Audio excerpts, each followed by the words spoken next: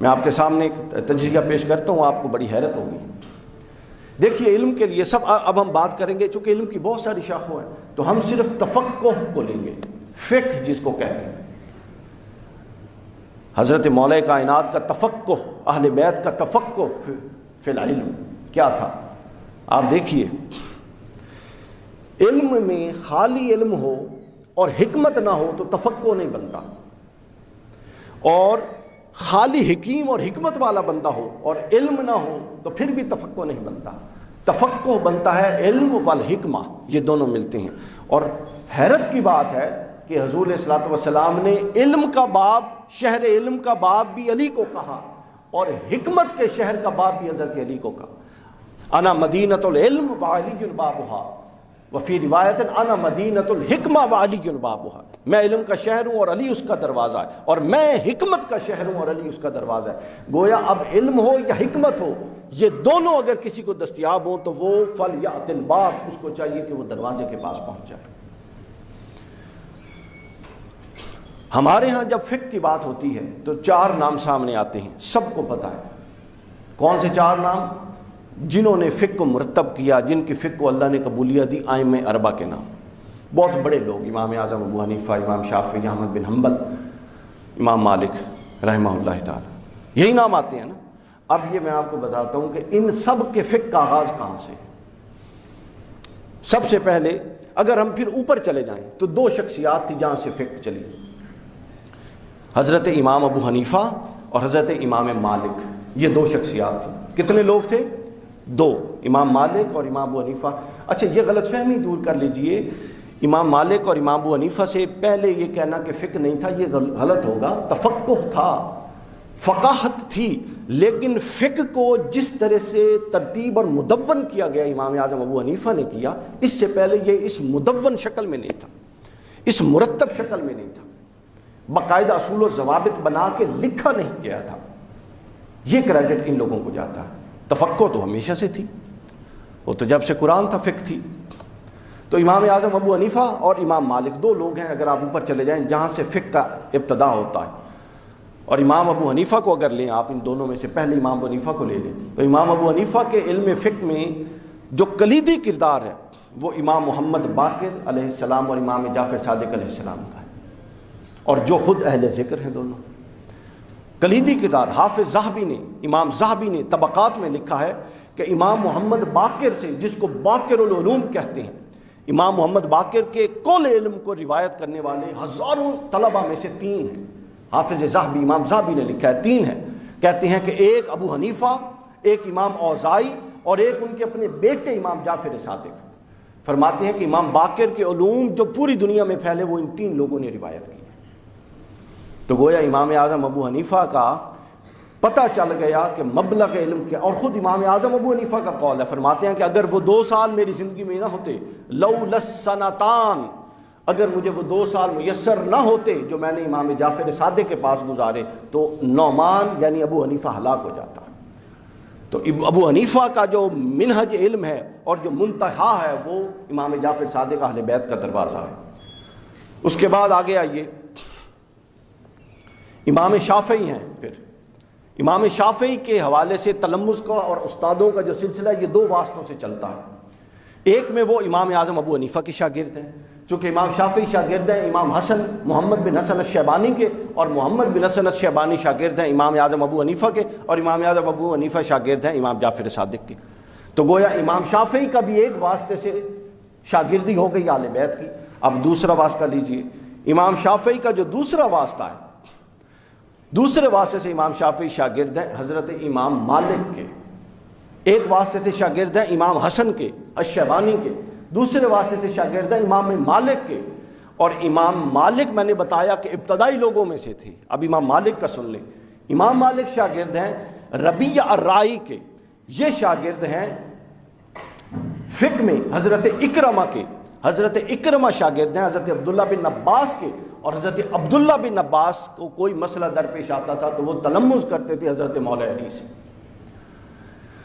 ابو نعیم نے حلیۃ الاولیاء میں لکھا ہے حضرت عبداللہ ابن عباس فرماتے ہیں کہ اللہ نے علم کو اگر 100 حصوں میں بانٹا ہے، یعنی ہم بات کرنے کے لیے کہہ رہے ہیں، یہ کوئی حدیث نہیں ہے، بات کرنے سمجھانے کے لیے 100 حصوں میں بانٹا ہے، تو عبداللہ بن عباس کہتے ہیں اس 100 میں سے 99 حصے اللہ نے علی ابن ابی طالب کو دیے ہیں اور ایک حصہ پوری امت میں بانٹا ہے۔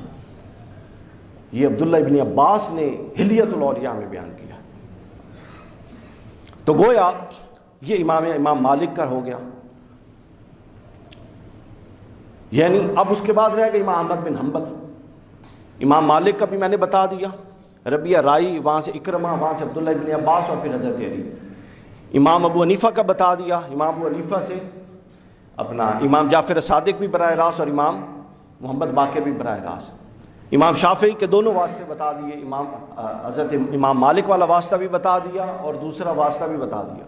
اب رہ گئے امام احمد ابن حنبل، اور امام احمد ابن حنبل بالاتفاق شاگرد ہیں امام شافعی کے، اور امام شافعی کا پہلے ہی تلمذ اہل بیت اطہار اہل ذکر سے ثابت شدہ ہے۔ تو گویا ائمہ اربعہ جتنے بھی چاروں ائمہ اربعہ، امام اور بھی بہت سے تھے فقہ جنہوں نے مرتب کی، 100 سے زیادہ فقہ سامعین کرام مرتب ہوئی، یہ کوئی 4 فقہ مرتب نہیں ہوئی تھی، 100 سے زیادہ فقہ مرتب ہوئی۔ اللہ کا امر تھا، ان لوگوں کو بڑے مضبوط شاگرد مل گئے، ان کی فقہ آگے فروغ پا گئی، پھر امت کا اس پر اعتماد بڑھا اور بالآخر چلتے چلتے 2-3 صدیوں بعد اس پر تقریباً اتفاق ہو گیا، جس کو پھر امت میں قبول عام میسر ہے۔ اور یہ چاروں لوگ ائمہ اہل بیت کے شاگرد ہیں اور ائمہ اہل بیت سے اخذ فیض کرنے والے ہیں۔ یہ قرآن مجید کی اور اہل بیت کے فیض کی اور فاسألوا اہل الذکر کی عملی تفسیر ہے جو امت میں جاری و ساری ہے۔ اللہ نے فرمایا تھا کہ کسی اور بھی کئی لوگ ہوں گے، کسی اور کے فقہ کو بھی قبولیت مل سکتی تھی، اللہ کا امر ہے نا۔ دیکھیے اس میں تو کسی انسان کا دخل نہیں ہے کہ اللہ نے صرف ان لوگوں کے فقہ کے، ان لوگوں کی دانش کو اور ان لوگوں کے تدبر کو امت میں قبولیت بخشی جن کا مصدر، منبع اور ماخذ حضرت مولا علی کی ذات تھی۔ اور شاید یہ اس کلام رسول کی برکت تھی کہ حضور نے فرمایا تھا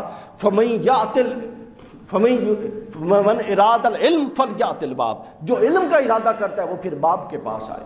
تو یہ وہ لوگ تھے جو باب کے پاس پہنچ چکے تھے۔ اسی طرح صحابہ کرام کا معاملہ بھی اسی طرح ہے۔ حضرت مسروق رضی اللہ تعالیٰ عنہ کہتے ہیں، یہ امام خوارزمی نے المناقب میں بیان کیا، حضرت مسروق کہتے ہیں کہ مجھے ایک دفعہ چاہت ہوئی، بہت بڑے فقیہ تھے، فرماتے ہیں کہ مجھے چاہت ہوئی کہ میں دیکھوں کہ رسول اللہ کا صحابہ میں سب سے افضل اور افقہ صحابہ کون سے ہیں، سب سے بڑے فقیہ کون ہیں۔ فرماتے ہیں جب میں نے اس پر غور کیا تو میری نظر میں 6 لوگ ٹک گئے۔ کتنے لوگ؟ 6 لوگ۔ فرماتے ہیں کہ سب سے پہلی نگاہ جو میری پڑی وہ سیدنا فاروق اعظم رضی اللہ تعالیٰ عنہ پر پڑی، دوسری حضرت عبداللہ بن مسعود، تیسری حضرت ابو درداء، چوتھی حضرت معاذ بن جبل، پانچویں حضرت زید بن ثابت اور چھٹی حضرت مولا علی۔ فرماتے ہیں یہ 6 لوگ، میں اس پر مجھے انشراح صدر اللہ نے دے دیا کہ رسول کا تمام علم اور فیض ان 6 لوگوں میں احاطہ کیے ہوئے۔ حضرت مسروق نے لکھا ہے۔ اس کے بعد بیان کرتے ہیں کہ پھر میں نے، اور ان کا لفظ ہے میں نے سونگا تمام صحابہ کو تو ان 6 کو پایا۔ فرماتے ہیں پھر میں نے اور سونگا کہ پھر اصل کی طرف پہنچوں۔ فرماتے ہیں پھر میں نے اور سونگا تو پھر ان 6 کا علم بھی اور کل صحابہ کا علم بھی 2 لوگوں میں پایا۔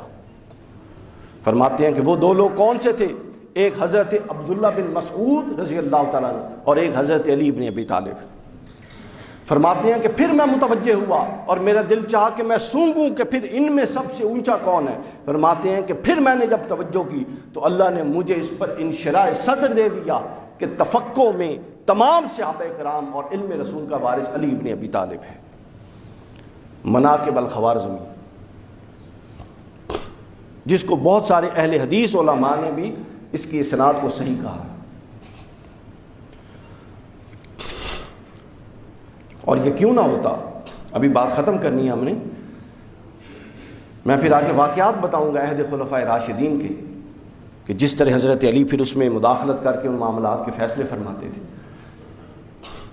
حضرت ام المومنین کا عقیدہ سن، حضرت ام المومنین عائشہ صدیقہ رضی اللہ تعالیٰ عنہ فرماتی ہیں، ان سے کچھ لوگوں نے استفسار کیا عاشورہ کا روزہ، بخاری مسلم دونوں میں حدیث ہے عاشورہ کے روزے کی۔ حضرت عائشہ سے استفسار کیا گیا، حضرت عائشہ نے پوچھا کہ یہ لوگ صحابی عاشورہ کا روزہ رکھ رہے ہیں، ان کو کس نے کہا ہے؟ چونکہ عاشورہ کے روزے کی حدیث حضرت عائشہ تک نہیں پہنچے گی، تو انہوں نے کہا ہے کہ جس سے پوچھا اس نے کہا میں پوچھ کے بتاتا ہوں، اس نے اگلے صحابی سے پوچھا، انہوں نے کہا ہمیں علی ابن ابی طالب نے کہا ہے۔ حضرت عائشہ کے پاس وہ شخص پیغام لے کے آیا کہ حضرت علی کے کہنے پر یہ روزہ رکھ رہے ہیں، تو حضرت عائشہ نے فرمایا کہ ان سے کہو کہ پھر اس روزے کو جاری رکھیں، کیوں؟ انہ اعلم بالسنہ، وہ سنت کا سب سے زیادہ جاننے والا ہے۔ امام ابن عبد البر الاستیاب میں حدیث کی تخریج کرتے ہیں جس کو امام مسلم نے روایت کیا ہے۔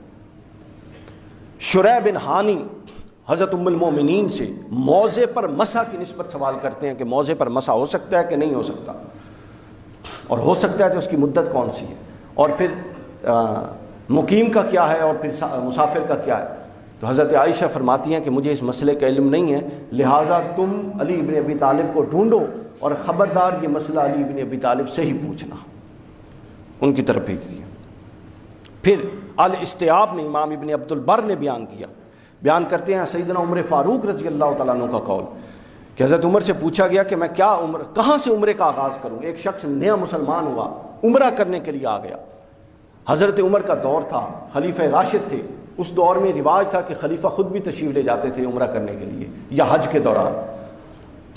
تو حضرت عمر سے پوچھا گیا، اور حضرت عمر کون سے یہ بھی سن لیں۔ حضرت عمر فاروق وہ کہ جب حج کرنے جاتے تو اپنے تمام گورنر کو، یہ ریلیونٹ بات تھی میں اس لیے بتا رہا ہوں ضمنی آگے، گورنر کو حج کے بعد ایک فہرست میں لائن میں بٹھا دیتے، اور حج عوام الناس ہر کوئی حج کرنے آتا تھا، یہ والی پابندیاں تو نہیں تھی۔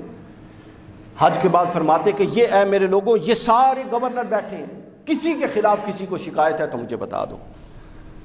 حج کے مجموعے سے ہزاروں لوگ ہوں گے، ایک شخص کھڑا ہوا حضرت عمر بن العاص سے متعلق، اس نے شکایت کی، حضرت عمر نے حضرت عمر بن العاص کو باہر نکال لیا، یا بعضوں میں کسی اور کی بھی ذکر ہے گورنر کا، باہر نکال لیا، اس شخص کو بلایا، اس نے کہا جی انہوں نے مجھے 20 یا 40 کوڑے مارے تھے اور وہ ناحق تھے۔ حضرت علی نے وہیں کھڑے 10 منٹ کے اندر تحقیق کر کے ثابت کر لیا کہ ہاں کوڑے ناجائز تھے۔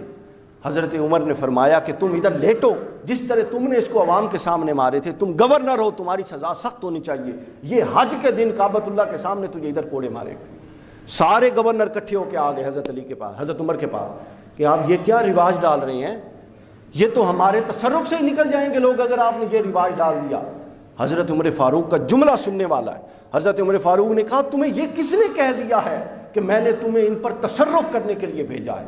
تم تو ان کے خادم ہو، یہ ملوکیت کی ذہنیت ہے کہ لوگوں پر تصرف کیا جائے، خلافت راشدہ کی ذہنیت نہیں ہے تصرف کیا جائے۔ حضرت عمر نے لٹایا، اس ایک عام بندے نے گورنر کو عمر فاروق کے سامنے کعبۃ اللہ کے سائے میں آ کے 40 کوڑے مارے۔ یہ عمر فاروق ہے جس کے دور میں عدل اپنے پورے قد سے کھڑا تھا، اللہ کا قانون زمین پر صحیح طور پہ نافذ تھا۔